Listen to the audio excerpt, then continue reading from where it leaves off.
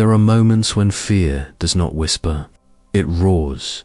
It crashes into the soul like a storm against fragile walls. It steals breath, clarity, and courage. And in those moments, the question rises, not from the storm, not from the darkness, but from God Himself. Why are you afraid? Have you faith in God? This is not a question meant to shame. It is a question meant to awaken. Fear is the most honest confession of the human heart. Fear reveals what we trust most.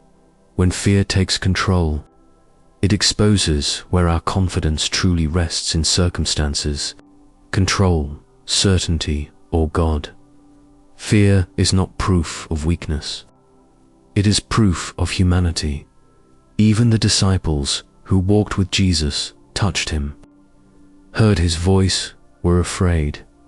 They had seen miracles. They had heard truth. They had witnessed power. And yet, when the storm rose, fear spoke louder than faith. The presence of fear does not mean the absence of faith, but it does reveal which voice we are listening to. The storm that triggered the coolest year when the sea was violent. The waves were high. The boat was filling with water, and Jesus was asleep. That detail matters. He was not anxious. He was not reacting. He was not panicking.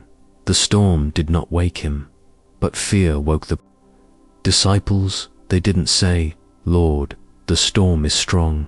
They said, "We are perishing." Fear always exaggerates reality.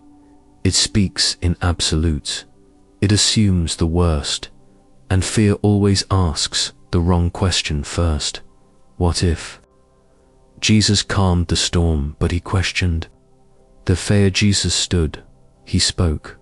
The wind obeyed. The sea became still. But then He turned, not to the storm, but to the disciples. Why are you afraid? Have you faith in God? Notice the order. He addressed the storm first, but He addressed the heart second, because calming the sea means nothing if fear still rules the soul. God is not only interested in changing your circumstances, He is deeply concerned with changing your trust. Fear is loud, but it is not a uthoritive. Shouts. Faith listens. Fear demands immediate answers. Faith trusts long-term promises. Fear reacts to what is seen. Faith responds to who God is.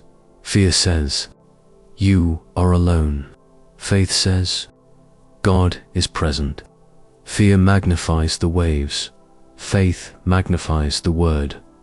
The storm was real, but fear made it sovereign, and Jesus asked the question that dismantles fear at its root. Why are you afraid? Not because fear is forbidden, but because fear is unnecessary when God is present. Faith is not the absence of storms. Faith does not prevent storms. Faith does not eliminate difficulty.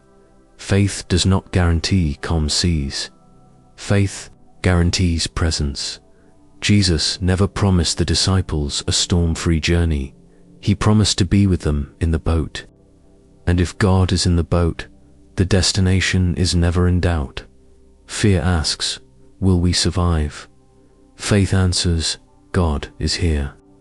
When God is silent, fear fills the space. Jesus was sleeping, and silence unnerves us. Silence feels like abandonment. Stillness feels like neglect. Delay feels like danger. But silence does not mean indifference.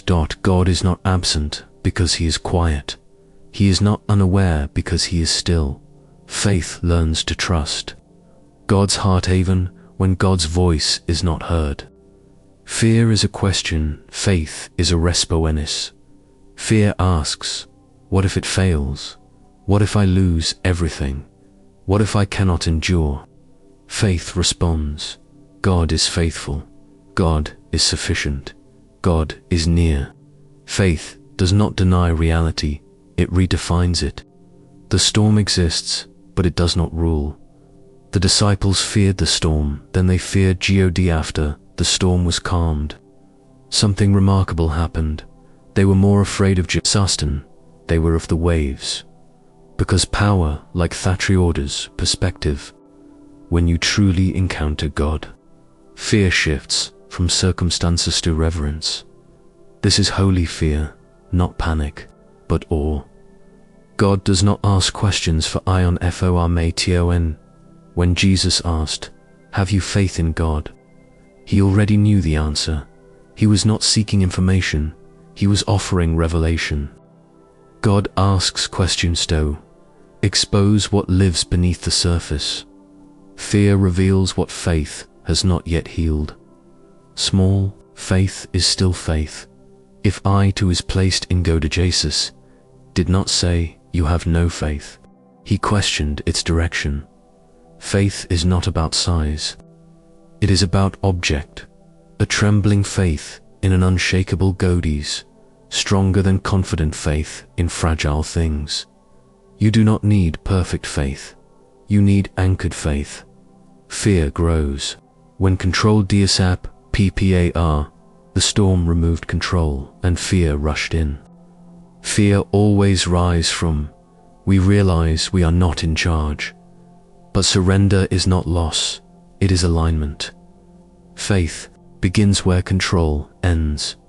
God uses storms to teach Rooster. Storm was not a mistake, it was a lesson. God often allows what he could prevent or teach, what we could never learn otherwise. Storms reveal where faith lives, in theory or in truth. Fear is temporary. Faith is eternal. Storms pass, fear fades, faith remains. What shakes you now will strengthen you later if you let faith lead. God is never surprised by your FAR.